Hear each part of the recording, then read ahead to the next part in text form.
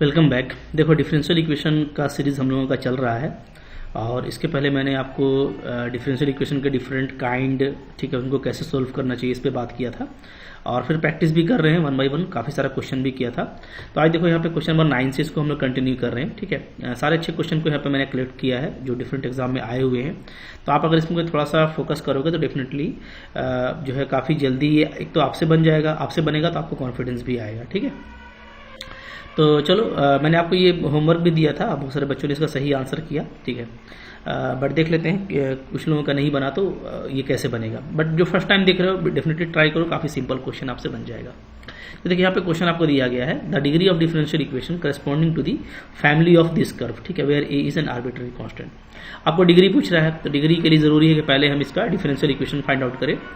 तो किसी भी कर्व से हम लोग डिफरेंशियल इक्वेशन कैसे फॉर्म करते हैं ये मैंने आपको बताया है कि यहाँ पे जो इंपॉर्टेंट होता है वो होता है आर्बिट्ररी कांस्टेंट। तो यहाँ पे आप देख सकते हो कि सिर्फ एक ही आर्बिट्ररी कांस्टेंट है ए। तो इसका मतलब है कि हम यहाँ पे एक बार डिफरेंशिएशन कर सकते हैं। ठीक है, क्योंकि जो नंबर ऑफ डिफरेंशिएशन है कितने बार आप कर सकते हो ये डिपेंड करता है आर्बिट्ररी कांस्टेंट पे।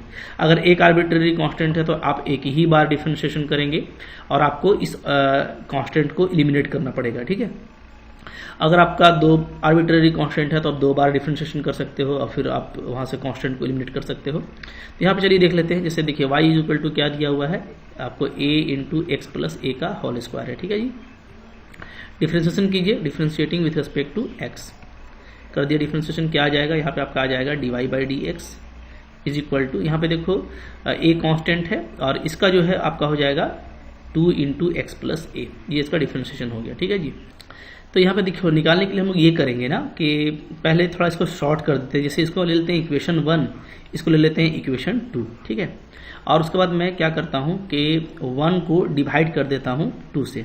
ठीक है जी, 1 डिवाइड 2 करेंगे तो क्या हो जाएगा, तो यहाँ पे आपका आ जाएगा y by d y by d x, ये आ जाएगा। ठीक है, और इक्वल टू इधर आपका a कैंसिल हो जाएगा और ऊपर में आपको बचेगा x प्लस ए और नीचे मेरा बचेगा 2। आराम से देखिए, कोई दिक्कत नहीं है। ठीक है, एक आपका कट जाएगा तो x प्लस ए बाई 2 बचेगा। अब यहाँ से a निकालना थोड़ा इजी होगा, तो यहाँ से हम लोग क्या लिख सकते हैं, यहाँ से हम लोग लिख सकते हैं इसको y राइट, और इसको dx बाई डी वाई कर देते हैं, कोई दिक्कत नहीं, इस तरीके से भी कर पाएंगे। ठीक है, और इक्वल टू आपका क्या आ जाएगा x प्लस ए बाई 2। तो यहाँ से जो a का वैल्यू आएगा, 2 को पहले क्रॉस कर दीजिए तो यहाँ पे हो जा रहा है हमारा 2y dx by d y right, और फिर यहाँ पे आपका बचेगा x प्लस ए। तो a का वैल्यू क्या आ जा रहा है, a का वैल्यू आ जा रहा है 2y dx by d y और माइनस एक्स। क्लियर है, ये मेरा a का वैल्यू आ गया। अब हम कुछ करेंगे नहीं, इस पूरे a के वैल्यू को उठा करके मैं यहाँ पे रख देता हूँ। ठीक है, तो ध्यान दीजिएगा a के प्लेस में डायरेक्ट ये वैल्यू डाल देंगे जो मेरा आया है। ओके, और x प्लस ए आपका यहाँ पे दिख ही रहा है कि ये वैल्यू है, तो ये दोनों को यहाँ पे पुटअप कर दीजिए। देखो आपका इक्वेशन 1 से यहाँ पे क्या आ जाएगा देख लेते हैं। ठीक है, तो इक्वेशन 1 से मैं डालूंगा तो आ जाएगा y is equal to, a की जगह पे आ गया आपका 2y dx by d y minus x. ठीक है, और x प्लस ए के प्लस पे ये डाल दीजिएगा तो आ जाएगा 4y स्क्वायर और dx बाई डी वाई का होल स्क्वायर।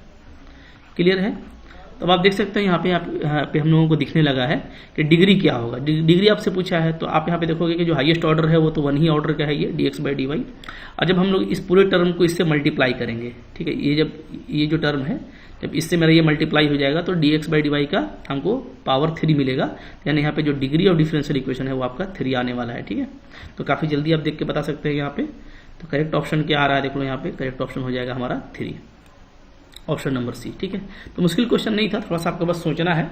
कई बार क्या होता है कि कांस्टेंट निकालने में हम थोड़ा सा हड़बड़ी करते हैं या सही से सोच नहीं पाते तो काफ़ी लंबा हो जाता है, तो उससे आपको यहाँ पे बचना है और वो तरीका अपनाना है जिससे कि आप जल्दी से डिफरेंशियल इक्वेशन को फाइंड कर लो। ठीक है, क्लियर है, चलो आगे देखते हैं क्वेश्चन नंबर 10 तो देखो कैसे करेंगे हम लोग। ठीक है, पहले वीडियो पॉज कीजिए, खुद से ट्राई कीजिए, आपसे बन जाएगा। बोलता है degree of differential equation of all the curve having normal of constant length c। ठीक है, बोलता है कि नॉर्मल का अगर लेंथ कांस्टेंट है, ऐसा कोई कर्व है जहाँ पे नॉर्मल का लेंथ कांस्टेंट रहता है, तो उसका डिफरेंशियल इक्वेशन का डिग्री क्या होगा। ठीक है, फिर देखो नेक्स्ट है क्वेश्चन नंबर 10 हमारा। तो वीडियो आप पॉज कीजिए, पहले इसको खुद से ट्राई कीजिए, डेफिनेटली आपसे बन जाएगा।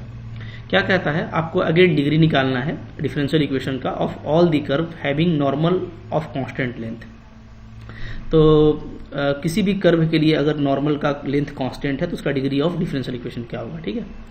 तो पहले ये देखो कि अगर मैं कोई कर्व लेता हूँ ना, ये जैसे एक अच्छा रिजल्ट है y = fx, अगर ये कर्व लेते हैं तो इसमें लेंथ ऑफ नॉर्मल क्या होता है, तो इसमें लेंथ ऑफ नॉर्मल होता है, लेंथ ऑफ नॉर्मल ये क्या होता है, ये होता है y × √1 + dy/dx का होल स्क्वायर, ये होता है जी, ठीक है। तो ये आपको कांस्टेंट दिया हुआ है c। अच्छा, अब यहाँ पे प्रॉब्लम ये है कि बहुत सारे बच्चे बोलेंगे कि सर ये हमको याद नहीं रहता। तो देखो, ये अगर याद नहीं भी रहे ना तो बहुत ही जल्दी आप रिकॉल कर सकते हैं। तो देखिए, मैथ काफ़ी, अगर आप हायर मैथमेटिक्स पढ़ते हो तो आपको बहुत सारी चीज़ें हमेशा याद रखना मुश्किल हो जाता है। अब मैं याद रखने का सलाह भी नहीं देता कि भाई याद रखो।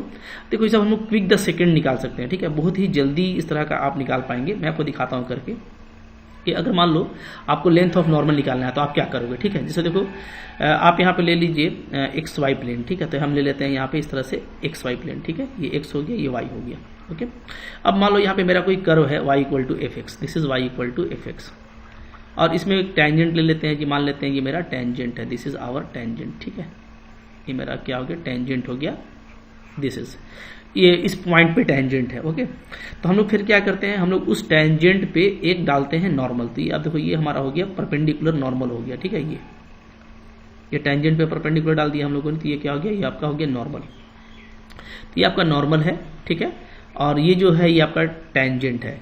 ऐसे केस में जब आप यहाँ पे डालोगे एक परपेंडिकुलर ना, इस तरीके से, ठीक है, तो ये जो परपेंडिकुलर टू एक्स एक्सिस है ये सेपरेट कर देता है और आपको दो लेंथ मिलता है। एक आपको ये लेंथ मिलता है, ठीक है, और एक आपको मिलता है ये लेंथ, ये वाला, ठीक है जी। तो याद रखिएगा कि ये जो लेंथ है हमारा, ये जो लेंथ है, ओके, इसको चूंकि ये नॉर्मल और परपेंडिकुलर के बीच का गैप है, ठीक है, तो ये कहलाता है सब नॉर्मल।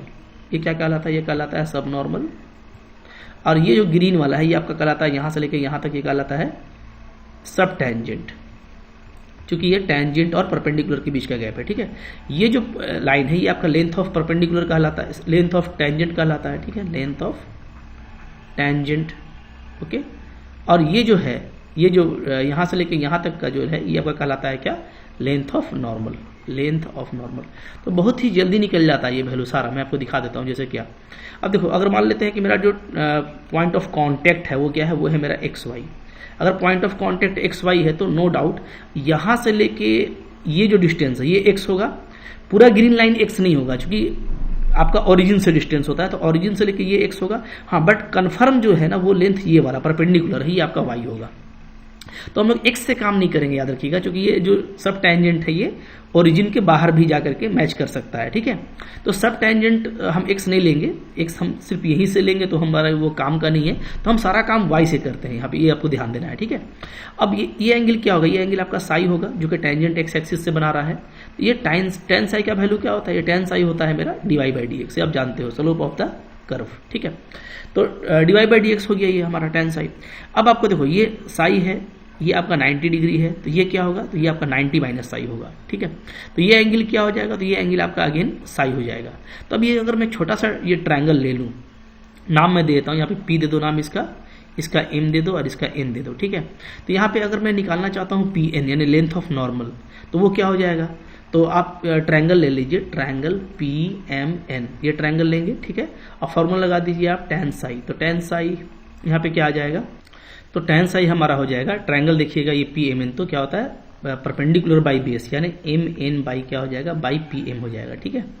अब देखो MN पहले मैं निकाल लेता हूँ जो मेरा सब नॉर्मल है, तो यहाँ से हम इसको लिख देते हैं MN, और PM क्या है, तो PM का वैल्यू आपका Y है, और tan साई क्या होता है, ये आपका होता है dy/dx, जैसा मैंने आपको बताया, ठीक है, स्लोप है MN/y। तो यहाँ से आपको देखो क्विकली क्या मिल जाएगा, MN मिल जाएगा, क्या हो जाएगा, ये हो जाएगा हमारा y × dy/dx। तो आपको याद रखना है, ठीक है, y × dy/dx, या तो इसको आप y1 भी बोलिए। तो ये क्या है, ये आपका है सब नॉर्मल, ठीक है, ठीक है, इसको हम लोग क्या बोलते हैं, MN को हम लोग बोलते हैं सब नॉर्मल। तो अगर आपको सब नॉर्मल कहीं पे जरूरत पड़ जाए तो आप बिल्कुल क्विकली याद रखिए कि वो y1 होता है, y dy/dx होता है, ठीक है, फॉर द जनरल कर्व।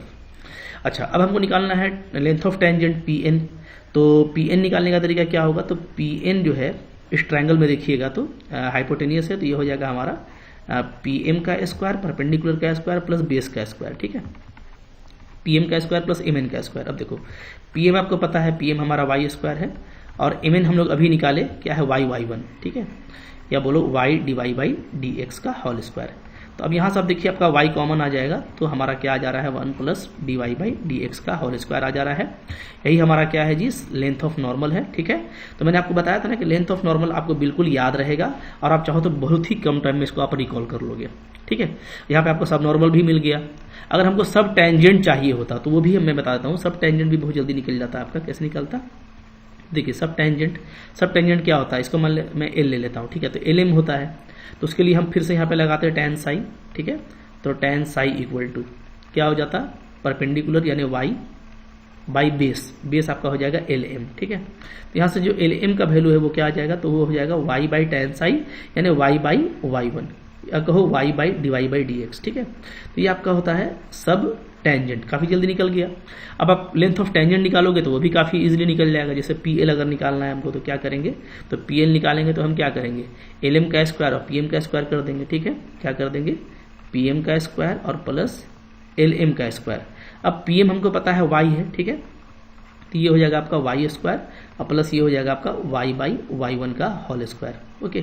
अब यहाँ से आप चाहो तो वाई बाई वाई वन को कॉमन ले लेना, तो आपका क्या आ जाएगा, तो आपका आ जाएगा वाई बाई वाई वन, अंदर में आ जाएगा वाई वन का स्क्वायर प्लस वन, ठीक है जी। तो ये सारी चीज़ें आपको बहुत ही जल्दी रिकॉल हो जाती हैं। ये आपका लेंथ ऑफ टेंजेंट हो गया, ये आपका सब टेंजेंट हो गया। तो सारी बातें ये सब अगर आपको नहीं भी याद है ना, तो बहुत कम टाइम में, ये तो मैंने आपको समझाने के लिए बताया, बहुत ही कम टाइम में आप फाइंड आउट कर सकते हो, ठीक है। तो चलो ये लेंथ ऑफ नॉर्मल था, हम लोग इस पे ही काम करेंगे। तो लेंथ ऑफ नॉर्मल आपको कांस्टेंट दिया हुआ है, तो आपको पूछ रहा है कि कौन सा उस केस में डिग्री ऑफ डिफरेंशियल इक्वेशन क्या होगा, देख लेते हैं, चलिए ठीक है। चलिए अब हम लोग यहाँ पे काम करेंगे। तो क्या है जी, सिंस आपका जो लेंथ ऑफ नॉर्मल है यानी y plus 1 plus d y by d x, ठीक है, ये हमारा क्या है, ये हमारा कांस्टेंट है c, स्क्वायर कर दीजिए तो क्या आ जाएगा, तो यहाँ पे आ जाएगा y square 1 plus d y by d x का whole square equal to c का स्क्वायर, तो कांस्टेंट ही रहेगा कि, ठीक है।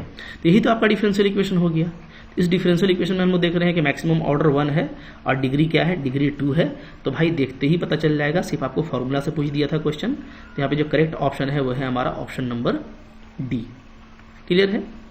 अच्छा, इसी तरीके से आपको यहाँ पे देखो नेक्स्ट क्वेश्चन क्या है, क्वेश्चन नंबर 11 को देखो, ठीक है। अब 11 देखो, 11 आपको यहाँ पे पूछा है सब नॉर्मल के, ठीक है, सब नॉर्मल के लिए। तो सब नॉर्मल अभी मैंने आपको बताया कि बोलता है कि जो सब नॉर्मल है वो वैरी करता है as the square of the ordinate. Ordinate किसको बोलते हैं, वाई को बोलते हैं, और एक्स को बोलते हैं एब्सिसा, ये सब आप जानते हो, ठीक है। और लेमडा आपको यहाँ पे लेना है प्रोपोर्शनलिटी कांस्टेंट। तो हम यहाँ पे कैसे करेंगे, देखो यहाँ पे सब नॉर्मल का बात है। तो सब नॉर्मल मैंने अभी आपको बताया क्या होता है जी, वाई और वाई वन होता है, ठीक है। ये क्या होता है, ये हमारा होता है सब नॉर्मल। तो जो सब नॉर्मल है वो क्या है, वो स्क्वायर ऑफ द ऑर्डिनेट यानी इक्वल कह सकते हैं लेमडा वाई स्क्वायर है, ठीक है। क्योंकि वाई स्क्वायर के प्रोपोर्शनल है, फिर आप प्रोपोर्शनलिटी को हटाइएगा तो कांस्टेंट लगाना है आपको लेमडा, तो यानी ये हो गया। तो y y one equal to क्या हो गया, लेमडा वाई स्क्वायर, ठीक है। यानी वाई वाई वन होता है क्या, d y by d x equal to क्या आ रहा है, इक्वल टू आ जा रहा है लेमडा वाई स्क्वायर। ये तो डिफरेंशियल इक्वेशन ही है, ठीक है। वाई वाई को हम लोग कैंसिल कर सकते हैं, तो सिर्फ लेमडा वाई बचेगा। तो इस डिफरेंशियल इक्वेशन में ठीक है, आपका इक्वेशन ही आपको पूछ रहा था, the equation of the curve. अच्छा, इक्वेशन पूछ रहा है, ठीक है, ठीक है, कोई इशू नहीं। तो इसको हमको सोल्व करना है, कैसे सोल्व करेंगे, तो यहाँ पे मैं लिख देता हूँ ऐसे, ठीक है। ये आपका d y by d x है, इधर लेमडा वाई है, तो ये मैं इसको ऐसे कर दूंगा, d y by y equal to lambda d x. तो सिंपल सेपरेट हो जाएगा, ये सिंपल सेपरेबल मेथड है, ठीक है। तो यहाँ पे क्या हो जाएगा, ये इसका इंटीग्रेशन हो जाएगा आपका लॉग वाई, यहाँ पे आपका हमारा आ जाएगा लेमडा एक्स प्लस सी, ठीक है जी। अब मैं यहाँ से y को अगर अलग करूंगा तो क्या हो जाएगा, तो ये हो जाएगा एक्सपोनेंशियल लेमडा एक्स प्लस सी। इसको ऐसे लिख सकते हैं, e का power lambda x into e का पावर सी। ये सिंपली आ गया k इंटू ई का power lambda x, y equal to k into e का पावर लेमडा एक्स, ठीक है। यानी y equal to c into e का पावर लेमडा एक्स। चूंकि c एक कांस्टेंट है तो यहाँ पे k हो c हो कुछ भी आप ले सकते हो। तो ऑप्शन नंबर बी आपका यहाँ पे बिल्कुल करेक्ट होगा, ठीक है। तो काफी आसानी से बनेगा, कुछ नहीं करना है, थोड़ा सा आपको बस केयरफुल रहना है, ठीक है। हमारे पास में क्वेश्चन नंबर 12 है, तो कैसे बनाएंगे इसको देख लो, ठीक है। तो यहाँ पे आपको बोलता है कि आप ऑर्थोगोनल ट्राजेक्टरी फाइंड कीजिए of the family of this curve.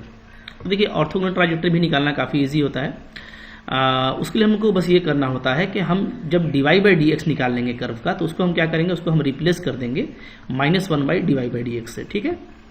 क्यों ऐसा करते हैं? आपको पता है कि ऑर्थोगोनल का मतलब क्या होता है? परपेंडिकुलर। यानी आपको इस कर्व के परपेंडिकुलर में जो कर्व्स आएंगे, जो इस कर्व से परपेंडिकुलर बनाएंगे, उन फैमिली ऑफ कर्व को आपको फाइंड करना है। तो भाई आपको पता है कि दो लाइन अगर परपेंडिकुलर है तो उनका स्लोप क्या होता है? उनका स्लोप का मल्टीपल आपस में क्या होता है? -1 होता है। ठीक है, सिंपल ज्योमेट्री है। यहाँ से अगर एक स्लोप का कर्व मान लो dy/dx है, ठीक है, तो जो भी उसके परपेंडिकुलर होगा उसका स्लोप क्या हो जाएगा? तो m2 का वैल्यू हो जाएगा -1/dy/dx। ठीक है, सिंपल सा कॉन्सेप्ट है।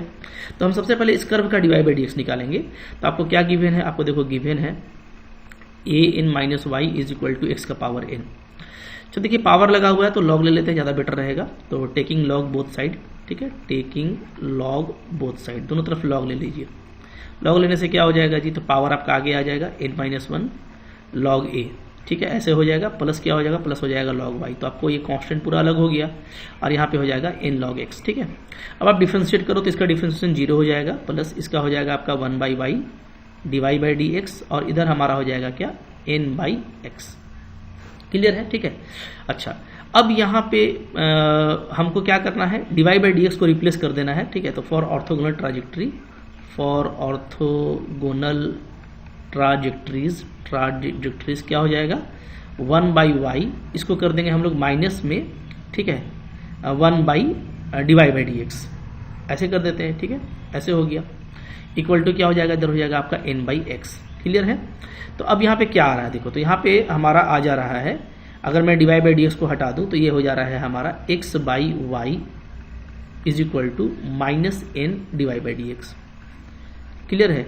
अब आप यहाँ पे देखो, सिंपली आप सेपरेट कर सकते हो, कुछ नहीं है, बल्कि आप देखो तो यहाँ पे काफ़ी इजी आपको दिखेगा, x dx हो जा रहा है, ठीक है, और इक्वल टू हो जा रहा है -ny dy। इसको इंटीग्रेट करना काफ़ी इजी है और आपको सारा कर्व मिल जाएगा जो कि इसके ऑर्थोगोनल है। तो यहाँ पे इंटीग्रेट करेंगे तो क्या आ जाएगा? x²/2। ठीक है जी, और यहाँ भी करेंगे तो आ जाएगा -n कांस्टेंट है, y²/2। ओके, एक कांस्टेंट c लगा दीजिए। अब इसको उधर ले जाइए तो क्या हो जाएगा? तो ny² + x²/2 = कांस्टेंट c। तो फाइनली ny² + x² = क्या आ रहा है? हमारा कांस्टेंट आ रहा है। ठीक है, यही हमारा करेक्ट ऑप्शन है। तो ऑप्शन नंबर यहाँ पे ny² +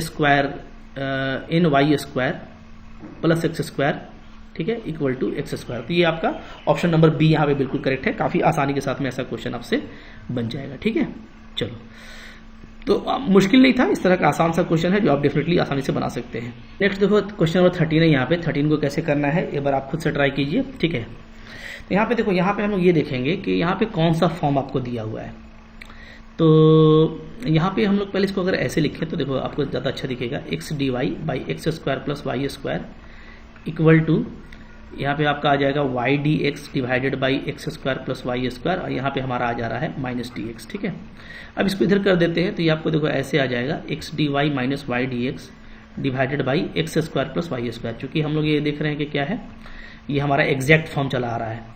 अब दोनों तरफ आप इंटीग्रेट कीजिए। ठीक है, तो ये देखिए, ये जो है ना पूरा आपका एग्जैक्ट फॉर्म हम लोग पढ़ चुके हैं। क्या है ये? tan इनवर्स y/x का एग्जैक्ट फॉर्म है। ठीक है जी, और इधर आपका आ जाएगा -x, एक कांस्टेंट c लगा दीजिए। ठीक है, तो अब इसका सिंपल इंटीग्रेशन क्या हो जाएगा? ये हो जाएगा tan इनवर्स y/x और इधर आपका हो गया c - x। ठीक है, इसको मैं लिख सकता हूँ y/x = tan c - x, inverse हट गया तो y = आपका x tan c - x आ जाएगा। काफ़ी सिंपल क्वेश्चन है। ठीक है, बहुत ही जल्दी आप ऑप्शन पे पहुंच जाओगे, तो कुछ करना नहीं है। ठीक है, इस तरह का चीज़ मैंने डिस्कस किया हुआ है।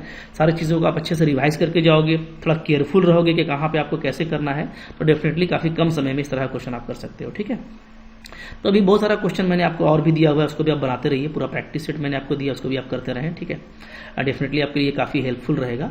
और कोई भी दिक्कत होता है तो आप मेरे को वो कमेंट कर सकते हो। ठीक है, अच्छा लगा होगा लाइक कीजिएगा, चैनल पे नए हैं सब्सक्राइब कीजिए, पढ़ते रहिए 1 by 1। अभी काफ़ी सारा क्वेश्चन आने वाला है, डेफिनेटली आपको मैं 0 से हीरो लेवल तक लेके जाऊँगा, काफ़ी मज़ा आएगा। ठीक है, और अगर आप पूरा सिस्टमेटिक लर्निंग करना चाहते हो, लाइक आप झारखंड से TGT वगैरह कर रहे हो, तो आप चाहो तो मेरा ऐप MSc Learn Honesty आप डाउनलोड कर लो। काफ़ी जेन्युइन प्राइस में आपको मिलेगा, वहाँ पे PDF अवेलेबल है, कंटेंट आपको सिस्टमेटिक मिलता है, आप डाउट पूछ पाते हो, बहुत ही मज़ा आता है पढ़ने में, अच्छा फीडबैक है। ठीक है, थैंक यू वेरी मच।